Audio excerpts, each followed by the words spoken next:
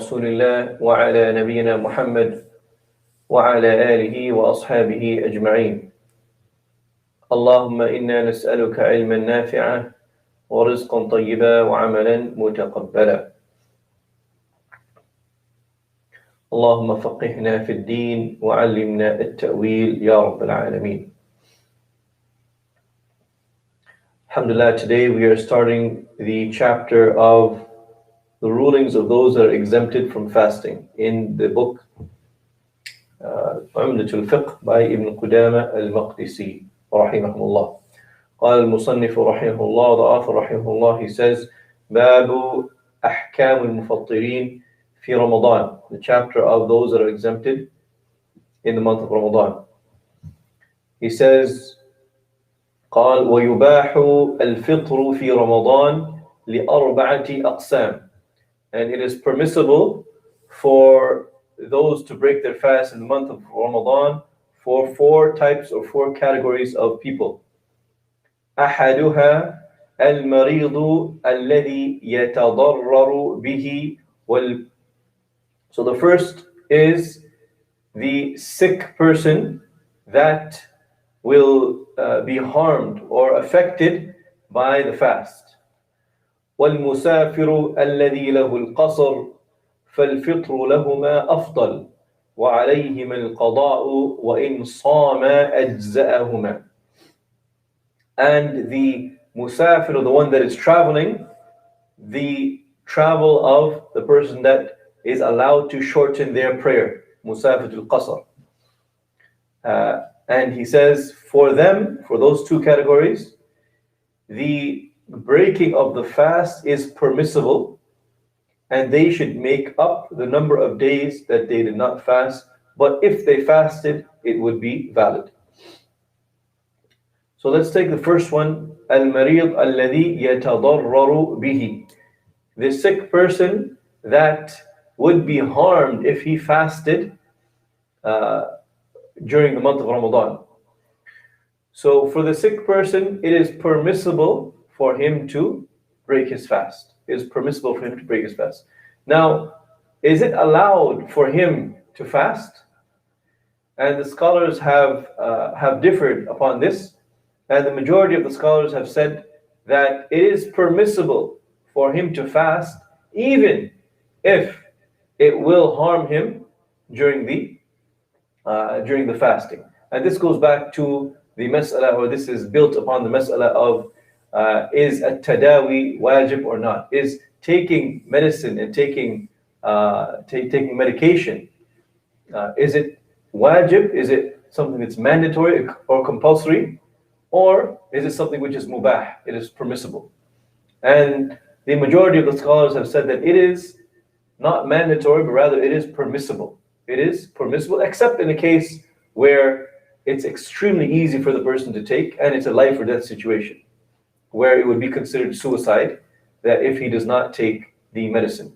Other than that, the scholars have said that it is permissible for him to take a tadawi, and it is not wajib upon him to take a tadawi, to take medication if he is in that circumstance. And this is because, a person, at the end of his life, for example, may need a lot of medication, or may need a lot of treatment, and it could be very, very expensive for this person, right? For example, a person that lives in a country where the treatment is not available, and he has to travel outside, he has to pay for a plane ticket, he has to go, and then he has to pay for private hospital somewhere else in a different country, right? It could take all of the wealth that he was saving up throughout his life, all of that could be spent just to take care of himself, and perhaps he doesn't even have enough to take care of himself. So do we say that it is wajib, it is mandatory for him to do that? Or is he allowed to have sabr and say that I will resist and I will not take a tadawi, take the treatment that's necessary, but he will have patience? And the majority of the scholars have said that it is permissible for him to, it is mubah, it is the ruling, it is mubah for him to go, but it is not compulsory for him to do that. And based upon this, they have said that it is permissible for you to fast, even if it will harm you For example, if the doctor tells you that, look, you need to take this medicine 2 times a day, and if you don't take it 2 times a day, then your sickness will prolong for, instead of 1 month, it'll prolong for 2 or 3 months. And he said it's a month of Ramadan. What does he do? Right? He can choose if he wants to fast or if he wants to break his fast and take the medicine in order to get better. وَالْمُسَافِرْ الَّذِي لَهُ قَصْرٌ, and the one that is traveling, the traveling of al-qasr. So the traveling of al-qasr, which is the traveling that is allowed to shorten your prayer. And there are certain conditions that we discussed about Salat al-Qasr, or the Musafir, the traveler that is allowed to shorten his prayer, in the chapter of Salah, in Kitab al-Salah, right? And this is one of the reasons why it's very important when you study fiqh that you study the entire fiqh from beginning to ending, because if you study one chapter, you will not get all the information you need. So see here, the author says, Musafir alladhi lahu al-qasr, the one that is permitted to do qasr. Now, what is the definition of qasr? We go back to Kitab al-Salah, and the conditions are mentioned there, right? The conditions are mentioned there. So if you just come to this chapter, Kitab al-Siyam, the chapter of Ramadan, and you study it, you may not get all the information, because the chapters are interconnected with each other in some of the masail.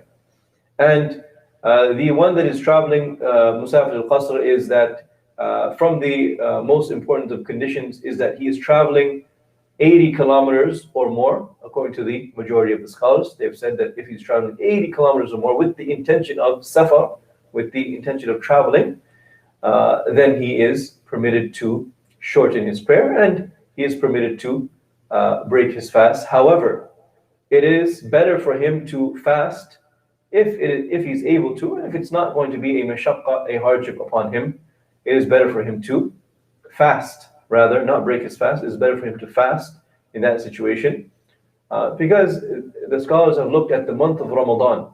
Although it is permissible for you to make up those days later on, that time, that month, that fadila, that virtue, it will never come back. Fasting one day in Ramadan will never equal fasting 30 days or 40 days outside of Ramadan. Just that time, that waqt, is so much more virtuous than any other time. So if you're able to, then it is better for you to, and if it's not going to cause harm, any hardship upon you, then it's better for you to fast in the month of Ramadan and not make them up. Wallahu a'lam. And the Prophet ﷺ said in an authentic hadith, لَيْسَ مِنَ الْبِرِّ الصَّوْمُ فِي السَّفَرِ. It is not from righteousness that you fast while you're traveling, right? So, it's not necessarily that you're more righteous if you're fasting while you're traveling. It goes back to the individual. It goes back to the individual. And it is reported that the Prophet ﷺ, he traveled and he broke his fast. And it's also reported that he traveled and he was fasting also. So both are reported from the Prophet ﷺ.